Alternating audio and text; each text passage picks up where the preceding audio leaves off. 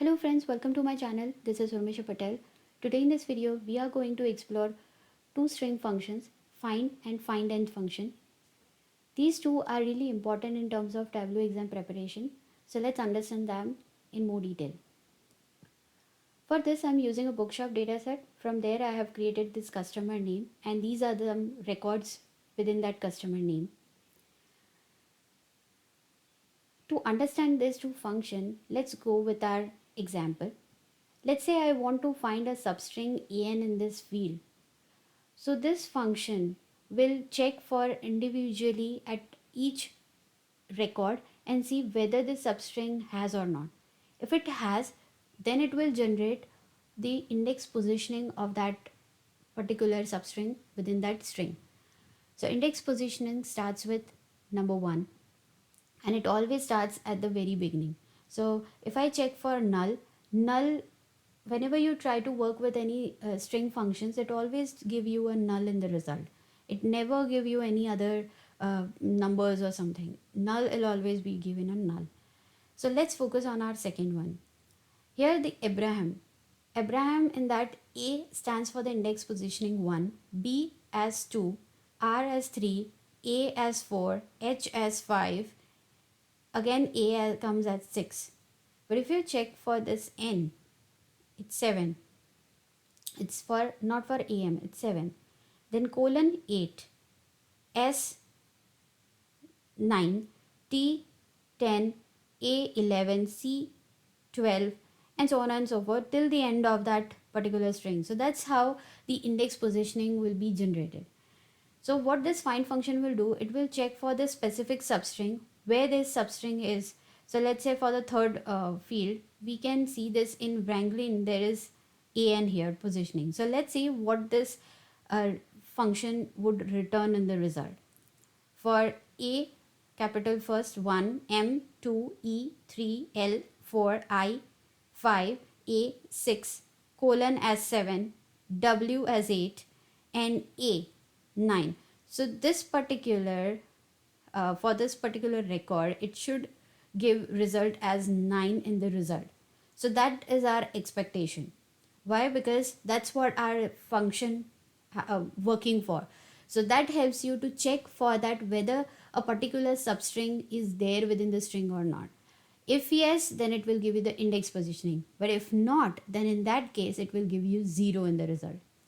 Null is the exception where it gets null. But for rest of them, if there is no record or no record as such, no evidence as such for the substring that you are looking for, it will give you 0. So let's see what is the difference between find and FINDNTH with this calculated field. Go to the analysis, click on create calculated field, and here I'll call this function find. So this find function asks you 3 arguments. 2 are the mandatory and the one which is in the bracket is the optional. So we will avoid that, but I'll give you what exactly it's asking for. So first, find function asks you the string.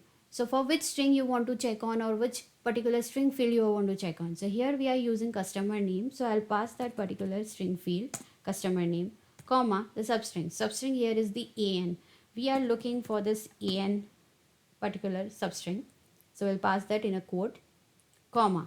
Now the start is the optional one. By default, it starts with 1 as because it's a default one, it always starts, but you can set a position from there onwards. You want to check whether it's an occurrence or not. Let's say 5, 6, 7, any place, and then from there onwards, positioning, index positioning, is there any particular substring is there or not, you can check with that. But here we'll keep as it is, so we are not going to pass anything and we'll consider it as from the first position, index positioning will give as a start. So that's it, our logic. Let's rename this calculated field and we'll call it as find. Apply. Okay. So here is our find field, which is in measured field. So it's a numeric in number. It's a whole number. Drag this field, put just next to this customer name, and now change from this continuous to discrete from this more option. And you will see the position in that we were looking for this rank lane. It should show 9. as in Abraham stock steakhouse, ABCD is 0 because there was no substring an in that string.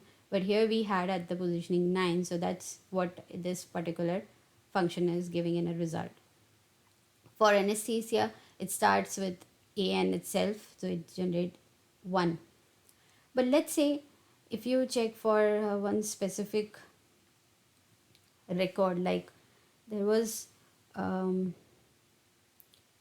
let's say, if I go with this Langston Lipman ABCD, if you check, this Langston has 2 times there is substring in occurrence. Like in Langston, this an comes in the second position, L for 1, A for 2 as an index position, N for 3. So this an, it's coming for this field an, so I can see it's coming under second position. But if you check for the Lipman, there is also an comes here, so it's a second time occurrence. So you will see this find function, it's just giving an importance to whatever the first substring their index positioning is. It never check for the second occurrence and all that till the end. So if it's checked for this first one and figure it out on the from this first word, and within that they get the substring, it won't check for the rest of other words. It's done. So that's what the find function is. So let's see what this find nth would make a difference here. Go to the analysis, click on create calculated field, and here I'll call this function find nth. This also asking you to give 3 arguments, string, substring, but occurrence. So we'll see one by one. String, as you need to pass a string or the string field. So here we'll pass that customer name, comma, substring. Substring always comes in quotes. So in quotes we'll pass that an, comma. Now occurrence. In occurrence, what it exactly work for? In this Langston Lipman, what we check that we had that second time that same occurrence. So let's say you want to check for how what is the second time this particular substring and what exactly the index positioning is. If you want to check for that, you need to pass here the occurrence. So I want to check any second time occurrence. First time is the default that find function will work for. It never checks for the multiple occurrence. But here we will check for if there is any multiple occurrence in the string. Then let's say I want to find for the second time when it occurred, what is the index positioning of it. So that is our logic. And here let's rename that calculated field. I'll call this as find nth. Click on apply. Okay.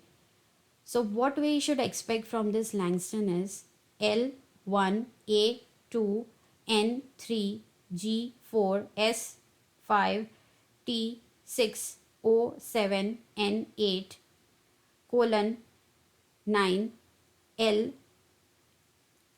10, I11, P12, again P13, M14, and A as in 15.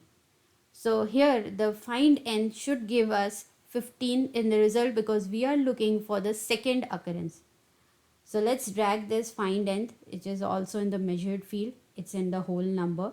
Drag this field, put next to this find, and let's change from continuous to discrete from this more option, and now select discrete, and you will see for the Lipman now it's giving us 15.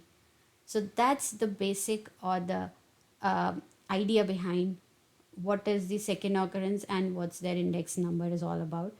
And if you check for the one which we have it, let's say for the one we checked earlier like Wranglin, it gives 9 in the find, but in the find nth we made and put a logic as we want the second occurrence index number. So though we had a first occurrence, but in second time there is no occurrence within that string, so that's why it gives you 0 in the return. I hope I made a difference and give it a clear picture of what the find function and find nth going to do. And in majority of time you'll always have find function in the exam. I hope you like this video. If you really like, then do like, share and subscribe to my channel for more such video. Till then, Happy learning.